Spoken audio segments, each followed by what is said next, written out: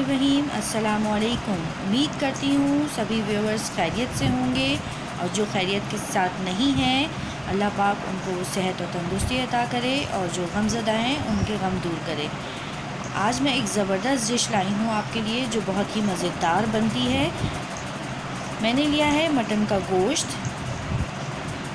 आधा किलो से ज़्यादा है ये, तकरीबन 750 ग्राम या 3 पाव भी कह सकते हैं आप इसे। नली वाला गोश्त लिया है, हड्डी वाला, और इसे धो लिया है अच्छी तरह। इसके अलावा हमें इसके लिए चाहिए होगा प्याज हमें लेना है 1.5 किलो, दरमियाने साइज़ के 1.5 किलो प्याज ले लिए हैं हमने, उसे छील लिया है। छील के हम इसे पानी में भिगो देंगे ताकि इसको काटना हमारे लिए आसान हो जाए। इसे अच्छी तरह पानी में भिगो देंगे 5 से 7 मिनट। अगर तो आप इसे चिकन में पका रहे हैं इस रेसिपी को, तो आप ऐसा मोटा मोटा रफली ना काटें प्याज को, आप इसे ग्राइंड करके डालें। और अगर बीफ में बना रहे हैं तो इस तरह मोटा मोटा काट के डाल दें, वो गोश्त के साथ ही गल जाएगा प्याज। और अगर आप मटन में बना रहे हैं तो आप इसे इस तरह काट सकते हैं, इस तरह भी गल जाएगा प्याज। लेकिन हम जल्दी इस रेसिपी को तैयार करने के लिए इसे ग्राइंड करेंगे। सभी को मोटा मोटा काट लें, आप चाहें तो जिस तरह भी काट लें, ऐसे काट लें या ऐसे। और हमें इसे ग्राइंड करना है, सब प्याज़ों को काट कर हम ग्राइंड कर लेते हैं।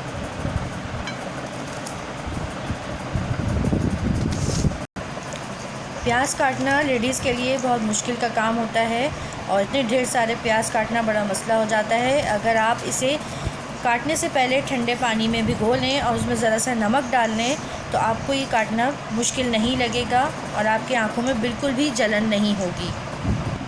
हमने इसे ज़्यादा बारीक नहीं किया है, मोटा मोटा पीस लिया है, बाकी ये गोश्त के साथ अच्छा सा गल जाएंगे। इसे मैंने ग्राइंड इसलिए करा है, आप चाहें तो मटन के सालन में ऐसे भी डाल सकते हैं इसे बग़ैर ग्राइंड करे। बाज़ औक़ात मटन का गोश्त जल्दी गल जाता है और प्याज गल नहीं पाते, फिर वो सालन में अच्छे नहीं लगते, सालन की खूबसूरती नहीं आती, इसलिए मैंने इसे मोटा मोटा ग्राइंड कर लिया है। चिकन में आपने लाजमी इसे ग्राइंड करके डालना है बारीक करके, और अगर आप बीफ बना रहे हैं फिर तो आप इसे मोटा मोटा काट के डाल सकते हैं, उसमें उसके साथ आसानी से गल जाएगा ये। फ्लेम ऑन कर दिया है हमने और 1 कप लिया है ऑयल, आप चाहें तो घी भी ले सकते हैं।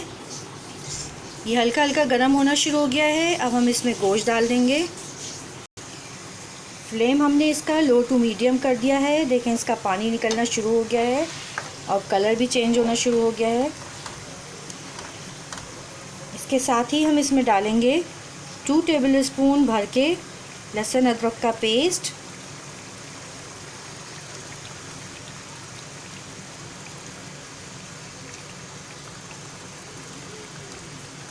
और इसे अच्छी तरह भून लेंगे ताकि गोश्त का पानी, जो गोश्त में हल्की सी स्मेल होती है, वो ख़त्म हो जाए। जब तक भूनेंगे जब तक इसका पानी खुश्क हो जाए, लहसुन अदरक का भी और गोश्त का भी।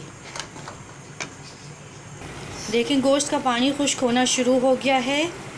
जितने में ये और ज़रा सा खुश्क होता है, हम लेंगे 2 टेबल स्पून लिया है हमने साबुत धनिया। इसे आप हल्का सा भून के तवे पे और अच्छी तरह साफ़ करके और हल्का हल्का कूट लेंगे। काफ़ी हद तक इसका पानी खुश्क हो गया है। अब हम इसमें मसाले ऐड करेंगे। सबसे पहले हम डालेंगे 2 टीस्पून कुटी हुई लाल मिर्च। फ्लेम हमने लो कर दिया है इसका ताकि मसाला जलने ना पाए। 1 टेबल स्पून हम इसमें डालेंगे नमक, या अपने टेस्ट के मुताबिक भी आप ले सकते हैं। इसके साथ ही हम लेंगे कुछ साबुत मसाले, 10 से 12 अदद ली है हमने साबुत लाल मिर्च गोल वाली, उसको हमने 2 से 3 टुकड़ों में तकसीम कर लिया है। काट लें आप इसे, उसके बीज ना निकालें, इसमें रहने दें। 6 अदद लिए हमने लौंगे, 2 सब्ज़ इलायची जिनका मुँह खोल दिया है हमने, और 20 से 25 अदद दाने काली मिर्च के, 2 बड़ी इलायची, इन्हें भी हमने खोल दिया है दबाकर, और 1 इंच का, तकरीबन 1 इंच का ही टुकड़ा है दालचीनी का, ये ले लेंगे और हम इसे भी मसाले में ऐड कर देंगे। इसमें हम गोश्त में ऐड कर देंगे इसे और फिर इसके बाद हम डालेंगे इसमें अपने कटे हुए प्याज जो हमने ग्राइंड करे थे मोटे मोटे। सभी प्याज हम इसमें ऐड कर देंगे। इसके साथ ही हम इसमें ऐड कर देंगे 1 टीस्पून हल्दी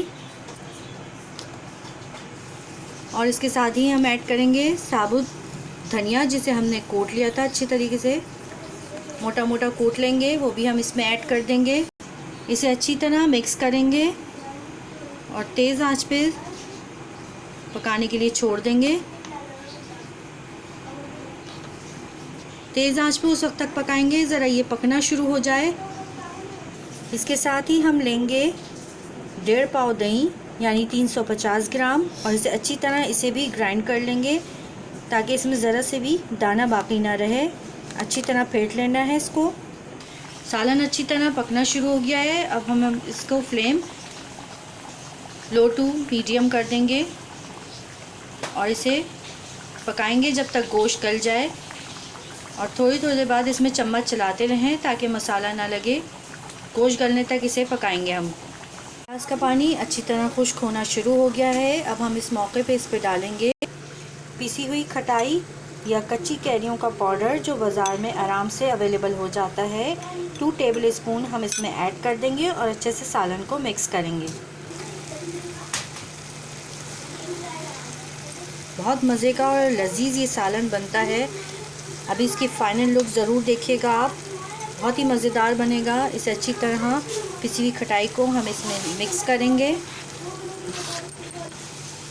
इसके साथ ही हमने ली है 1.5 पाव दही 350 ग्राम जिसे हमने अच्छे से ग्राइंड कर लिया था। अब हम इसे भी इसमें ऐड कर देंगे।